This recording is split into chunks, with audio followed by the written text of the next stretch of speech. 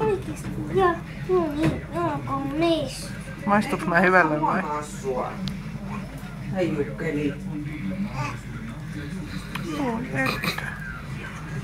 Tää nuolee mua tää tyyppi. Sä oot vähän painavampi kuin nuole. Sä et kyllä paljon ujosta. Jos nappaat mua tissistä, niin mä saan epuli.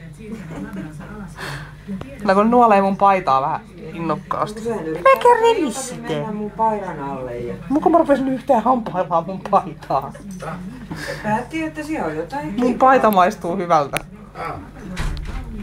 Jos nappaat mua oikeesti tissistä, niin kuulehan Lyliä, niin sitten ei ole enää kavereita. Näinpä säkin menisit. Tätä ei hirveästi ujostuta enää. Se hävisi se ujous yllättävän äkkiä. Se haihtui joo. Hassu. Mikä siinä mun paidassa mukaan niin hyvälle maistuu? Ensin nuoleskeli ja sitten piti napata oikein hampailla kiinni. Onneksi ei jäänyt nahkaa väliin. Piska vaihtaa kanavaa. Taas tulossa mun tissille.